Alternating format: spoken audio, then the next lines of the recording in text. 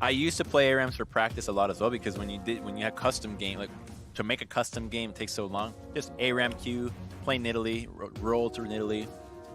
They're good. You should play a few every night. It's fantastic. Bring bands back. Yumi. Wait, really? To ARAM? Yes. Yumi locked out. Xayah locked out. And Aatrox. Cool.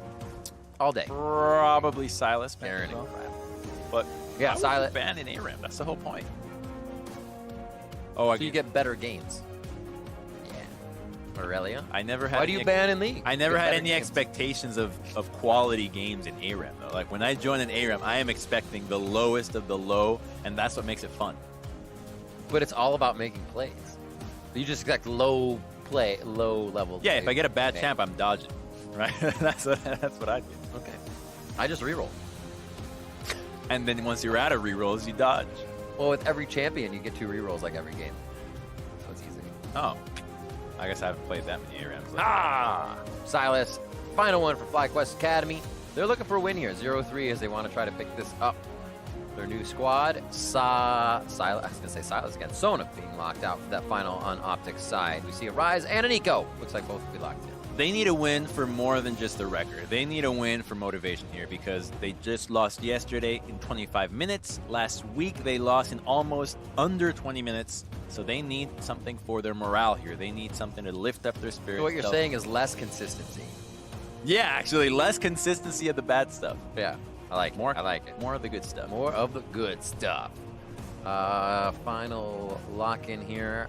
OpTic really taking their time. They let the Nico drown down on timer, and now they're just discussing everything so they can get this pick onto Dardoch. I don't expect to see a jungler.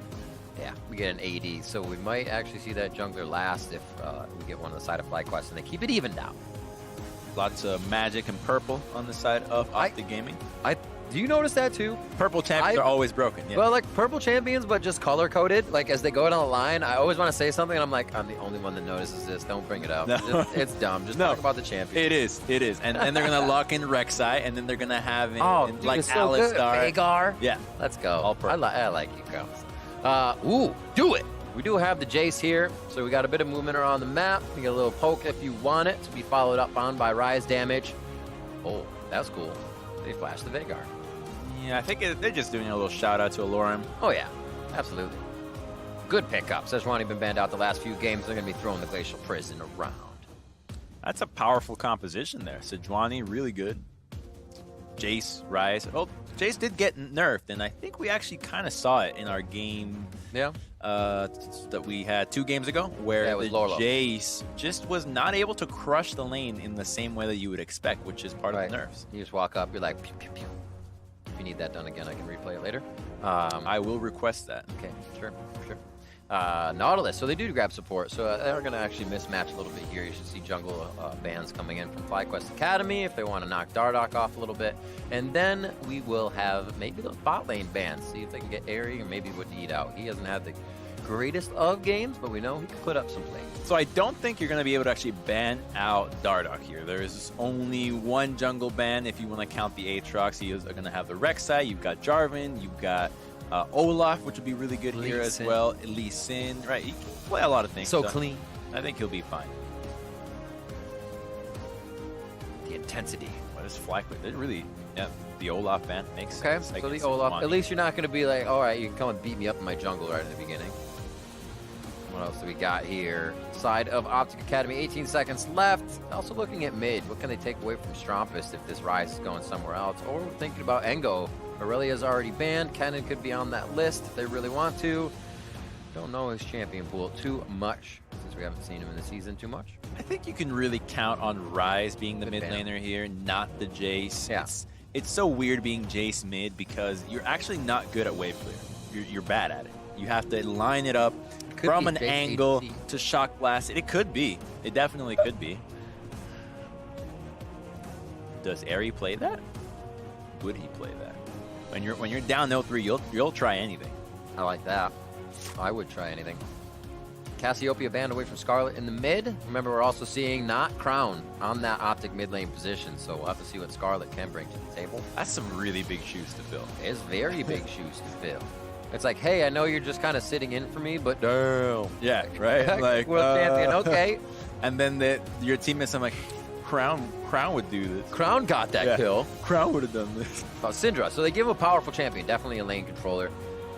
Definitely. But they saved the jungle pick for last. That's very peculiar. You rarely see that. So this is Dardoch really flexing his muscles, saying, I already know what your jungler is, but I want to see the composition that you build out so that I can then specify my champion even further. And the saddest thing, it's probably just going to result in playing Rek'Sai. That or Jarvan. You probably will just be Rek'Sai. Looking at this comp, the follow-up after you get a depth charge, Pyke. On the side of FlyQuest Academy, maybe for support.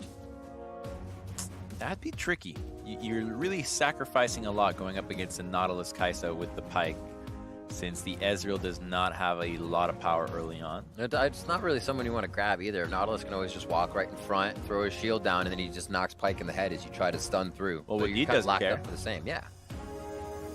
All right, so he looks like he's going to lock it in. It could be a pretty aggressive lane on the bot side if there is a good hook from Gate and that damage from an early level Kai'Sa Plasma Blast. We'll see. Ari on the Ezreal to stack himself up. I think you go Rek'Sai here. You can see the stealth on the Pyke. Oh, that's follow them with your ultimate. Whether I it's like that the a lot. Jace, the Ezreal. You've got Would you consider not Rek'Sai an error here with that Pyke advantage? He doesn't care. He just wants Good to do his answer. own thing. Would I consider? See, that's I guess Throw it I would out. consider Rek'Sai all the time, but that's because in every region, everywhere else, people first pick Rek'Sai. Rek'Sai is everywhere because of her passive.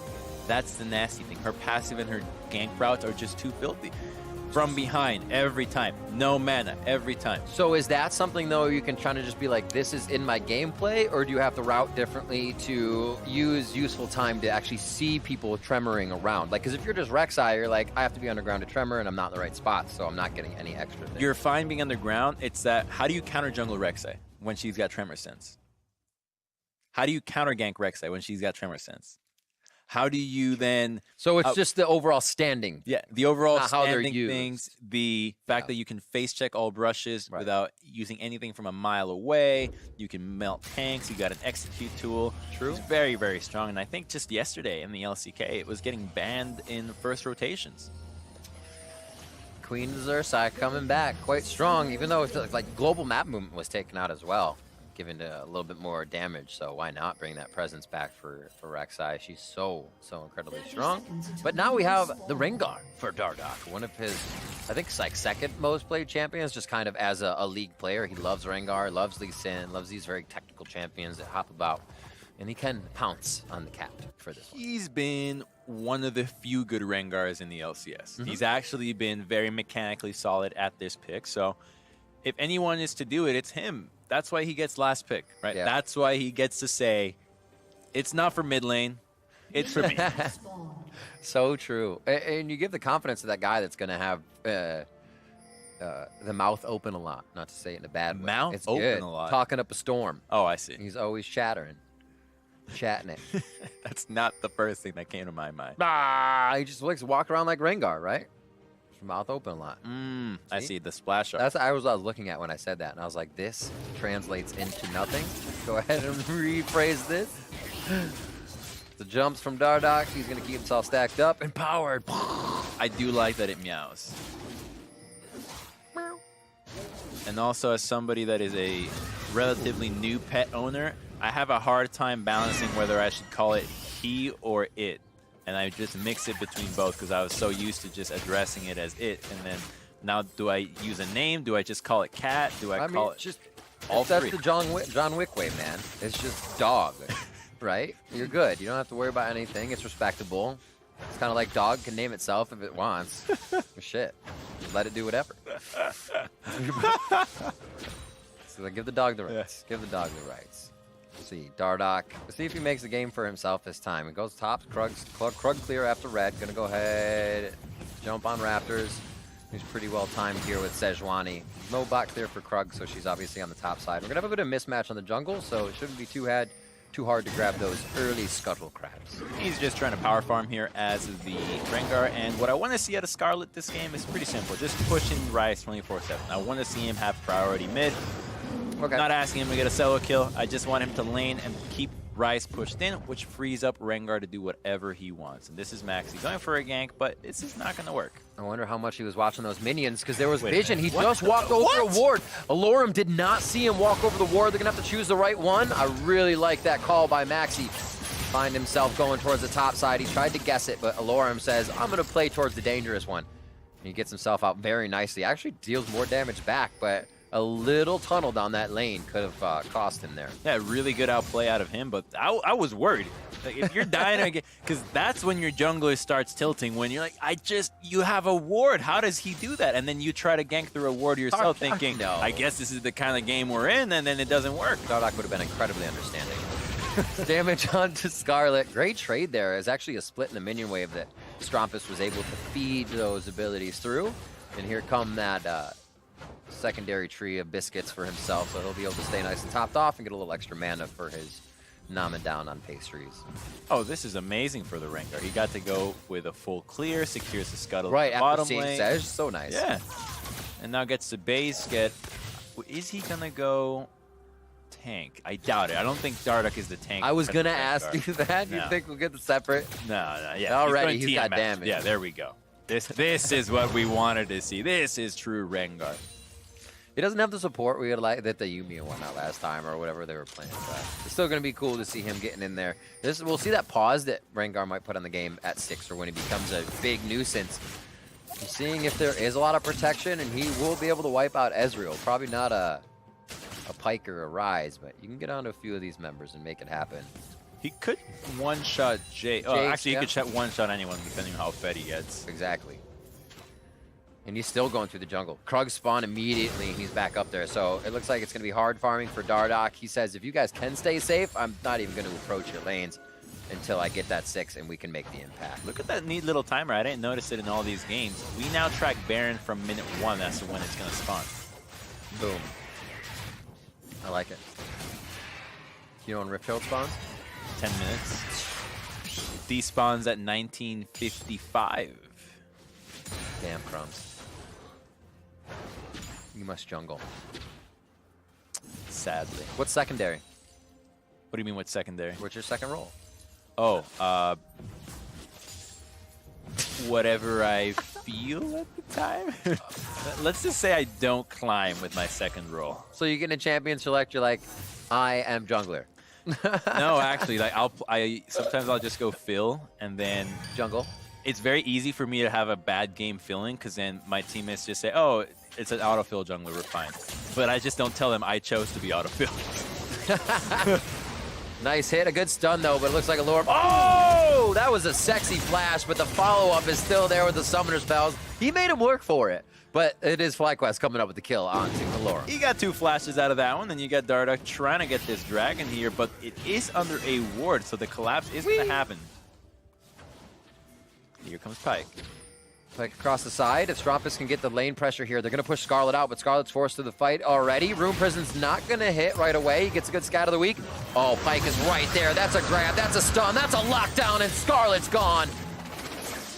Cleanse and Flash still left up for the OpTic mid laner. At least they secure the Infernal very early on, so OpTic is happy about getting that objective, and Scarlet doesn't burn his summoner. So True. It's not the end of the world there, but starting 0-2, not the most ideal beginning. Let's see this one more time on the top side. So he used that Q, which forbid him from having enough mana to go for the W and the decoy again. So that's just a little bit unlucky there for him. I wonder if he could have thick wall flashed there. I think so. That looked like it would have been the better play, but I still think they would have been able to position and follow because there was a blue smite out of Max. True. Yeah, right. You just kind of lose all your distance because of the slow.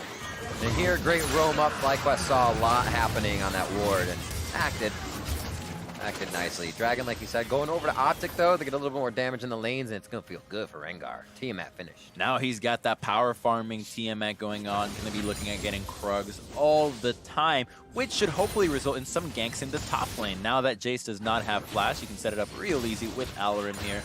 But it should be expected. So for our non-junglers, why Krugs all the time now? So you do Cruxes, they're the most experienced and most gold out of all the camps. And when you have a Tiamat, it lets you clear them in AoE fashion, making it really easy to stack those over and over and over. And you've got Sejuani looking for a fight. And here we go. There you go. It's that easy. It's obvious, though. Oh.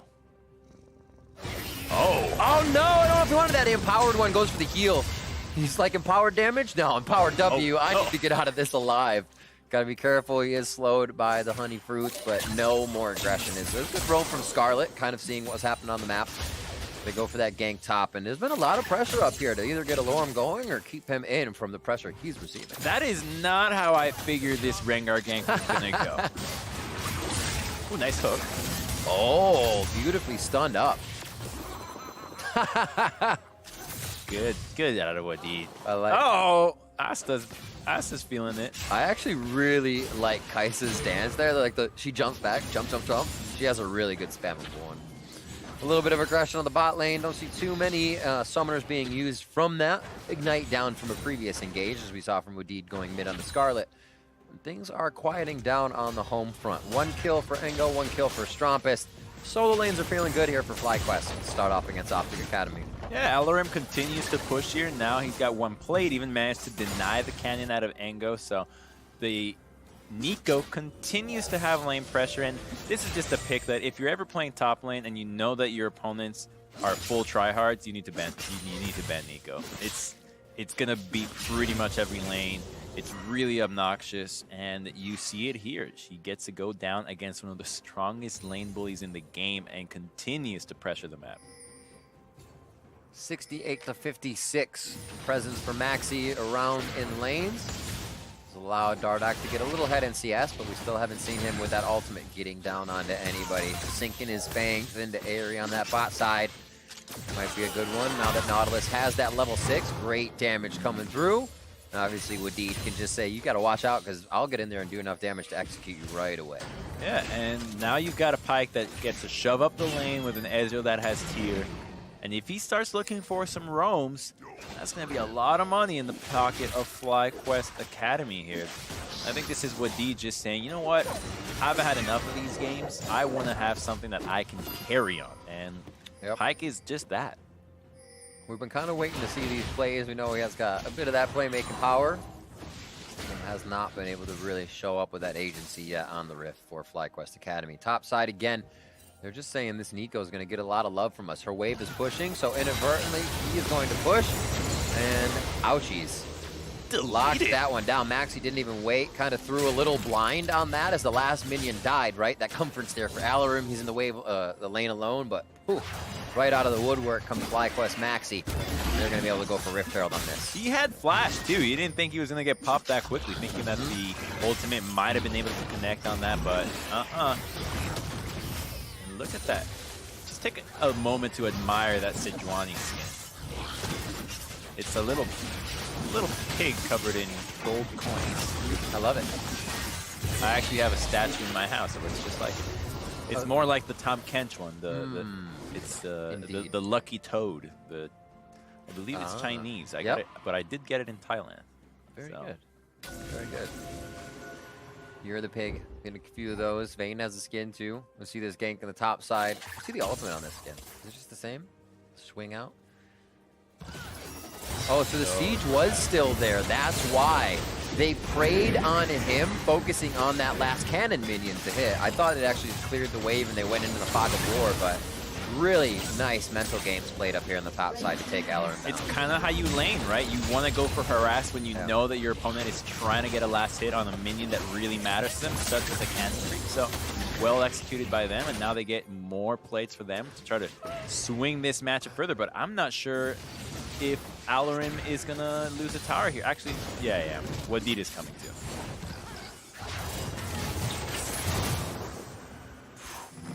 Maxi is choosing pretty well on these. Alorim's only been able to get out of one of those. Top lane's going to go down. It's already down to 2 plates. This bot side's going to be down to 2 as well. Looks like they have enough minions to get 1 more plate maybe if they go for it, but Bulwark's going to stack up for 2 members, and that will slow you down. Should have it here with Jace's W as he comes back up. You see the added damage buffed into that turret. Boom! Gets it down. First turret towards the top side. Nice map control here by FlyQuest Academy 03. They need to be on the forefront of these games that they're playing here so they can kind of dictate the pace. On the bright side, OpTic does get the plates in the bottom end and will be able to take down the turret. Yes, it's not the first one, but anything to trade when Wadid makes a play like that is worthwhile.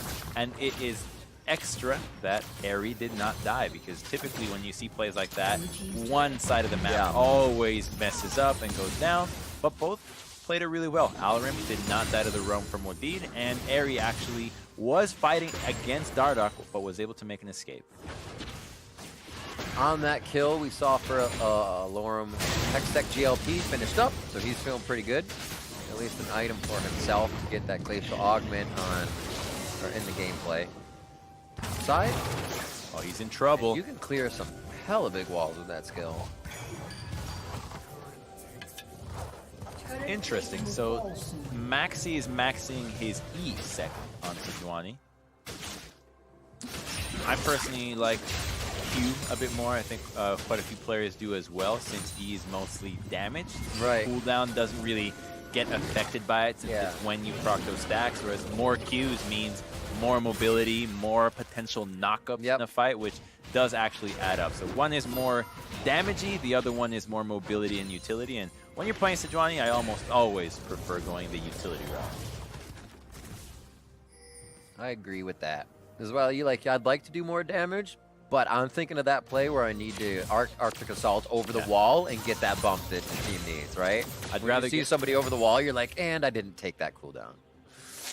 I would rather not be in a... If I'm thinking, ooh, I need more damage as Sejuani, I'm probably not thinking what a Sejuani player should be thinking, right? Like, that's what a Rengar should be thinking. I need more damage. It's like, how do I facilitate more damage for my team? Exactly.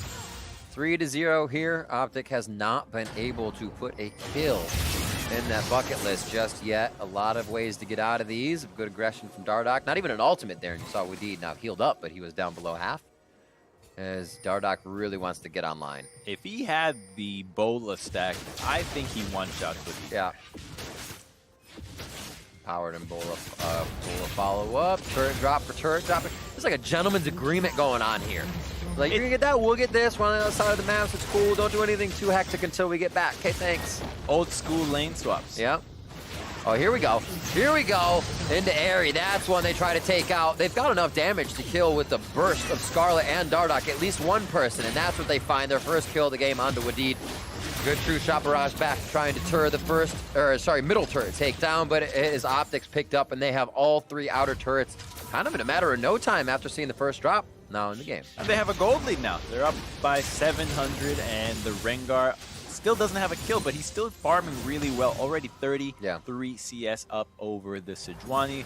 Translates to one more level, and with the Duskblade completed, that's the item that you really wanted to see out of these champions. These assassins are so strong with that 99% slow. Where are all these wards coming from? Because they're ward wards. Those aren't vision wards. Oh, you mean the ghost wards? I'm like, holy crap, there's so many. Oh, they are ghost poros. That's broken. I was like, whose are these? Trinkets are down. They have some scryers, but you're right. They're ghost wards as we hover back over them now. And there is a light bright of vision towards the top side of that map. A security system that FlyQuest needs to get rid of if they want to have good fights against OpTic. Feeling pretty good about their strength in the game. It may be 3-1, but OpTic has taken the fights. It is giving them the advantage to capitalize on more. Looks like they could lose their tankiest member in Maxi immediately. Pop Blossom goes down, probably didn't even need to use it. A hook goes out, a flash now from Strumpist as they are getting themselves into the middle of something scary. We saw the pink ward go down. They knew they wanted to fight there, but it was still the upper hand to OpTic. That was too ambitious out of Wadid, positioning himself, looking for his own hook, but Nautilus can do the exact same thing and just pop you right away. So he didn't even get to connect the depth charge. He just got deleted before anything even happened. Asa's damage as he just came in. He hit the W real big. I don't think we realized that. Like, what? Boom! Immediately. Just gone. Sejuani thinking, oh yeah, this is the play. It was not the play. She goes down as well. And now we've got Maxi going on Aloran once again. Does he land the hook? But he's in trouble. Oh, he throws the hook out just to get rid of it. He's like, I want to move faster. Gets himself killed. Happens actually quite a bit to Pyke players. The speed to get in there happens, but you don't have much follow-up unless you hit that hook, and you can be left out to dry. That Pyke is now 0-3. That is 3 out of the 4 kills that OpTic Academy has. And remember, the game started 3-0 in the favor of FlyQuest Academy. So Wadid needs to slow down, make sure that the team is there every step of the way. Otherwise, he's going to just continue to put money in the pockets of OpTic. And the fights have been pretty controlled of OpTic being behind. The kills going over to Scarlet with 2. And even in the kind of scrappy fight of the last one, Asta was able to pick up 2 for himself. So very big power to have there on the Rift. As the wave gets pushed into mid, that'll be cleaned up by Airy. And oh wow, just looking at that level, Asta's 11, Airy's 9. So 2 level difference just for the ADs is huge for Airy. It feels like he's hitting a brick wall just in the marksman. And look at the CS disparity. You've got 47 over to Asta, and beyond that, the items. An uncompleted Muramana against Storm Razor Rageblade. And Ezreal has Ninja Tabi, so he's worried about the Rengar belt diminishing his damage further, because he could have gone CDR boots or Sorcerer shoes to really amplify that DPS, instead opting for tankiness. And if he goes for Frozen Fist, that's going to be even less damage, but he's almost certainly going to be going down. Maybe at the end, if it makes it to Hextech or it makes it to Ludens, he can go back to the Sorc shoes, but it's going to be tough for now. They are waiting for that power spike. Once you get 2 of Muramana's online, it's going to be big, but there's a bit of trough here as they spike up those mana munes. That was the most lukewarm engage I've ever seen. Maxi did not know whether he was going to commit, and neither did anybody else on FlyQuest. Almost. I mean, now that you burn Sejuani ultimate, OpTic can do whatever they want. This fight is so easy for them to continue to just rotate between mid and bottom, and if anything happens, they know that there is no schedule. That's never coming.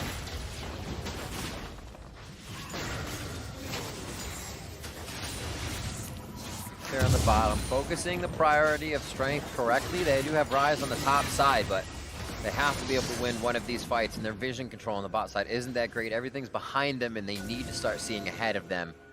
Almost not being able to fight for this vision denial right here. And they can't protect their own side of the map while they're there. That's going to be tough. It doesn't give Wadid any entrance. It doesn't give the team to follow up on Maxi's Glacial Prison. And if OpTic gets low, you could have Wadid just picking up so many kills with that ultimate, giving so much gold over to the rest of the team. Big swing in the game. But a lot of that has to happen perfectly. And that doesn't start it off in a perfect manner. Great kill by Dardoch. Curb stomp, and now the Rengar continues to go. He's waiting for the opportunity. Oh, tankiest members going down first as the team of FlyQuest is trying to find windows of opportunity back into the game. Even Dardoch can take quite a bit of the damage from Strumpus, pulls out the stopwatch, and 2 more members over while his team is taking the turret. Dardoch is being a one-man army over here. It's just 1-0-1 with his Duskblade, clearing wards and placing out the zombies. And that's with Nico just being out there split pushing. So we're going to take a look at this engage once again, where they're looking for Airy. The hook does not connect because he does Arcane Shift. And now look at Wadid. He gets a little bit chunked and then splat, washed like a bug. The game forgot to show us she had gray health to get back. It happened so fast. And then even with they route the backside of the offense of OpTic and still can't make it happen. It's so tough. He missed the bola there. Might have been able to even do a little bit more. Good of Strumpus actually used that flash, and I like what Dardoch was trying there, flashing back in to try to get that next jump. But the Zhonya's and the collapse from the team was a little bit too quick. So he definitely has the Rengar mechanics. Yeah. Actually, I'm sure there's some Rengar one-trick that's saying, no. Oh my God. These are the worst. I can't watch this. He already turned it off. He would have heard you say that. I'll just go watch my own VODs. Spectate my last 20 games. Gate looking to get a little bit of vision. Oh, he's already got it towards Baron. They're pretty good at the top side. That actually is insane. 51 vision score for Dardoch. Usually junglers can keep up there, but to be that much higher, as well as how much they're shutting out 26 for Wadid. I will say, Duskblade helps a lot. Oh, absolutely. You don't have to tell me twice. I played against a Talon. What was it? A Talon, like a Gangplank or a Rengar and an MF, and they all built Duskblade. Dude, You can't get vision. That now. was the... oh, I don't even want to think about that game. My team actually complained I didn't have vision. And I'm like, well, no. Absolutely not. Dustblade is huge for that manner, and not a lot of people realize it. But look at that vision score, and it is absolutely snuffing out FlyQuest. It hurts that Engage to get back into the game. They're walking blindly into this right now to hope they can at least get an HP advantage to push OpTic out just a little bit. Nico's all ready to push on the bottom side of the map as she takes down Krugs. That one just missing. Oh, nice. Anchor toss, a little bit extra range there as he got pulled backwards. I did not know that actually how it buffered, but it's nice to see. Yeah, that was really cool. He walks away even after it looked like they were going to commit everything for him, because once that hook lands, I'm pretty sure Wadid was going to ult that to try to get some gold in his pocket, and now we're going to have a Baron rush. Rise used Realm Warp to check. But I don't think setting down the spheres. Nice job on Scat of the Week. Might be a little bit early to let him in. A good spooky ghost with the Glacial Augment. Another super annoying thing you're going to get from that augmented Nico. I was going to say augmented Allura. And who do you have that can enter that corridor when there's a Syndra there just waiting to drop orbs on you? It's only Sejuani. That's what it is. I attribute. That's kind of the danger of the Pyke support. He's not going to do anything if he's behind, especially when it comes to checking for vision. The Pyke by himself is fodder. The Pyke support kind of, because we were talking about the Rengar earlier, when they're ahead and the Rengar activates everybody on the map, it's like, hold my hand, stand next to me. Yeah. It's like when you get Pyke to go underwater, that's exactly what happens to the other side of the map when the Pyke is strong. At this point, you don't have any of that advantage. You're just like, come here, a kill's about to happen. We're about to get some gold. Like, oh, Pyke went for a swim, that's cool. He's gonna come up soon. They're like baby shark fins. You don't have to worry about it. I don't know, I'd worry about any sort of fin in my water.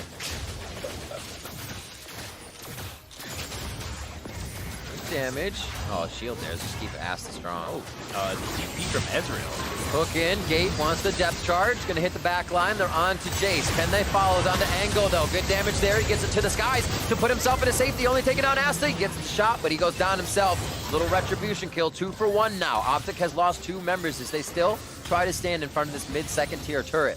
Continuously pushing in and trying to barrage down onto FlyQuest. Dardock's going ham here. He has the ultimate on. It looks like he's going to be fine. That wears off, and he's not going to be able to activate it on anyone. They didn't get anything out of the Rengar ultimate, and in fact, they didn't even break that tier 2 turret. So this is pretty good, all things considered, for FlyQuest. They got 2 kills, and that's against a team with Baron, so Wadid using the wall really well. See what that main defense is. The big thing here is that Kai'Sa ults in.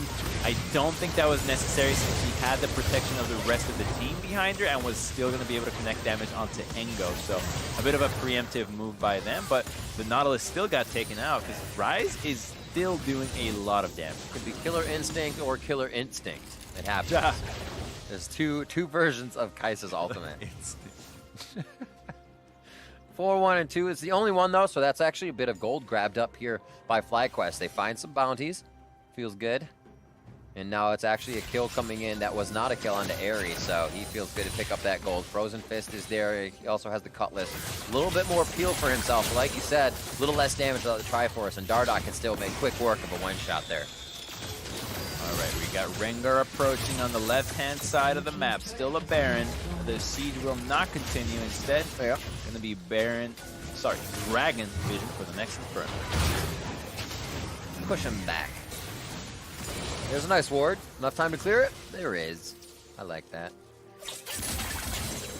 I always think that if you are trying an orb, if you're getting it with your trinket, it should not die in time, and you should be able to get it always. Because it feels bad when you hit it twice and then it dies in 0 seconds. Like, if they replace it, they can replace it, but I hate missing that. Oh, it feels bad, man.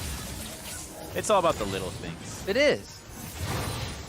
You complain about the big things, and everybody's just like, you complain about the big things. Right.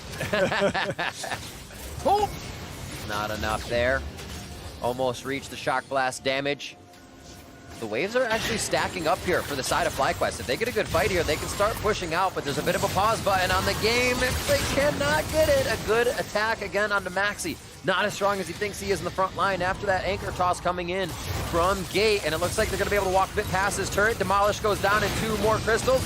Bam! That thing falls, and it looks scary with OpTic standing in FlyQuest base now. Asta taking quite a bit of damage. He needs to be careful as the Mystic shots continue to fly over the minions and hit the OpTic team. They're going to back out pretty safe here with some minion waves to clean up on the sides, but OpTic's looking at this Drake. I really liked Dardoch's patience there. He popped the ultimate, but never went in. FlyQuest knew that there was a Rengar lingering, and yes, Rengar could probably have one-shot somebody and walked away, but it doesn't matter. The fact that he stays there zones everybody away from the objective, and they keep the inhibitor as their price. They secure it, and that's just good objective control, making sure that you don't have any Lee syndrome there, which will happen with the Rengar. We need to have a better word for it for pretty much every single champion, but he still did the right thing.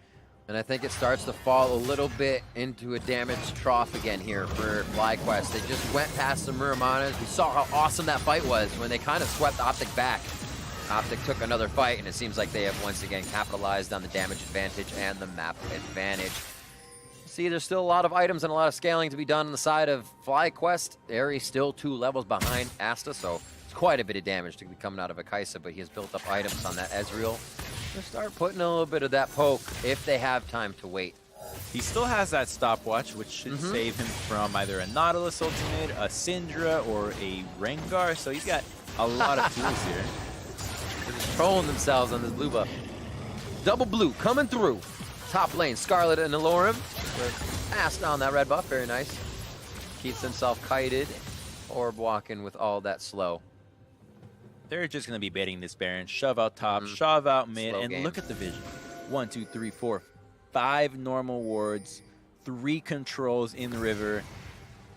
It's actually insane how much they'll see. They know exactly what FlyQuest is going to be doing on the blue side.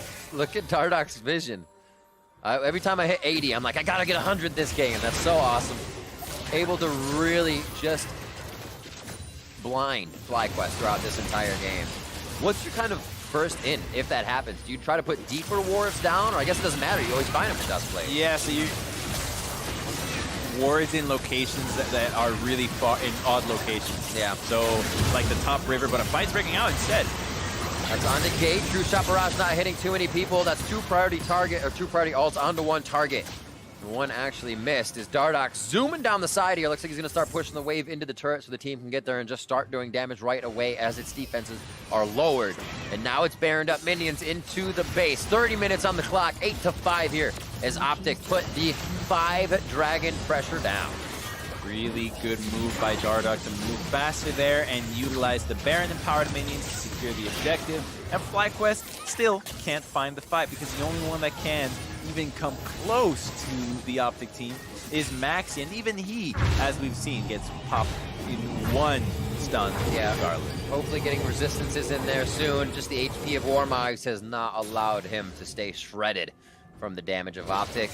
Big ups to Scarlet coming in this game, slotting in with the team. Like we said, he had really big shoes to fill. It comes up 257 in the mid lane. Got a little bounty on himself at 3, 1, and 2. He's had a pretty great game, and he's set up a lot of these choke point fights with Scatter the Weak. He's been solid. That's all you need to do. You never want to see your Syndra be the first person to go down. You want her to be the last. You want it to be very difficult for them to dive. And with the exception of that first little roam into the mid lane from Wadid, he hasn't done anything else that you would say, oh, that's a point of concern for Syndra. He's been more than fine. Falling behind in CS is not a big deal when you look at Rengar's CS, so I'm sure a lot of it has been traded there. 223 to 157. And still no bounty, by the way. You have to wonder what would happen if Maxi took a little bit of that pressure to mid. They had a lot on Alorum. Scarlet with the cleanse. He gets himself out. Alorum into the middle with the clone. But the Pop Blossom goes on the backside. He's doing a great job distracting, getting everybody to look at him, while the right side of the fight was Scarlet, Asta, and Dardoch coming in. There's the kill onto Pike. He gets himself in and out with the guerrilla warfare. Asta goes in for the killer instinct. This time, one last shot. Almost gets it on that flash forward. Gonna get another hit in. Yes, he can to Kathy and Rain. Saved on the fountain with the stopwatch. Perfectly timed for both of them. Actually, no, he does get that double kill, and he picks up the next one. Beautifully done by OpTic, coming with the victory with that new mid laner in Scarlet slotting into the team. They're going to feel comfortable now at 3-1 in the summer split.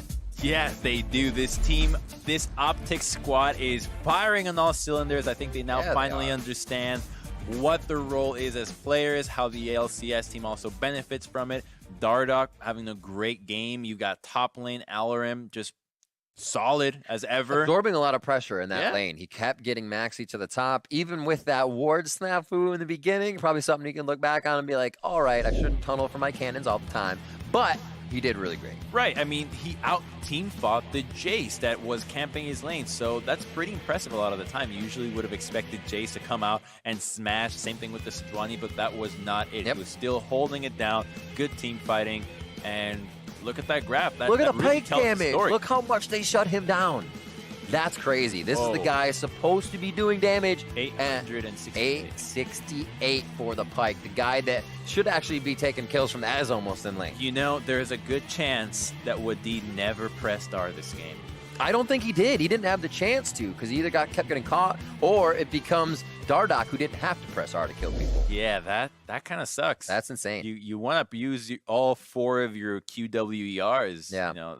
So, like, it was systematically to destroy basically the pike. You deny all of his vision that he could ever put out. It's dangerous for him to ever put out vision because he has no forward vision and he can't ult. Where's the pike damage? He hooks somebody, he dies. It's like they shut down Wadid with this composition without even trying to. And it looked really good, though, because a lot of the times OpTic had the position to make a play that we know would have kind of thrown things, that would have made things really scrappy, but they always held it back together. The Baron plays were nice. The turns, the objective priority, the trades, right? We were thinking, oh, it's a gentleman's trade, but they came out on top. Yeah. They got the middle lane turret instead of just the sides. It was like, all right, gentlemen, enough. Right. Knuckles are on. So with the Week 2 results locked in, let's take a look at how the teams rank. Defending champions TSM Academy and Week 2 still undefeated, while Team Liquid Academy and OpTic Gaming are tied in second place with 3 wins each. But Cloud9 will have a chance to catch them in their showcase match on Sunday. Don't miss it. They will play Echo Fox Academy following the LCS cooldown, and we'll have Sneaky and Licorice on the show to provide insight on Champion Select for that game. So be sure to tune in. I know I will be. Speaking of Cloud9, be sure to tune in tomorrow for day 1 of the LCS, where they kick off the weekend versus Echo Fox. Then TL take to the stage versus 100 Thieves shortly after that. There's going to be awesome games with 3 more matches before we wrap up day 1 of Week 2. Looking at these, which ones are you excited about? I feel like TL is going to come away with some more wins. They felt like they were a little sluggish after the few weeks of MSI, but they say they're going to turn on. I actually really want to watch CLG versus OpTic this week. I think that's the most evenly paired matchup. Like it. OpTic is 2-0. They look great. Meteos, I think, died twice in the entire week. One of them was an execute. CLG, they're playing Yuumi. They've got Ruin in the top lane now instead of Darshan, so they're looking great as well. And these are the teams that are kind of on the up and up. Like, are they going to be able to compete against FlyQuest, against Golden Guardians? And I think that this year and this split is actually the time when they'll be able to do so. I'm excited. I'm excited to see what Ruin can do as well. If that's too long to wait, coming right up is a rebroadcast of this morning's LEC matches ahead of their live Day 2 broadcast, starting at 8 a.m. Pacific, 5 p.m. Central European Time. Set your clocks. Now for myself, Crumbs, and the entire Akai Academy crew, thanks for watching, and we'll see you next week. Good night. We'll see you Sunday, too. See you every day. League never stops.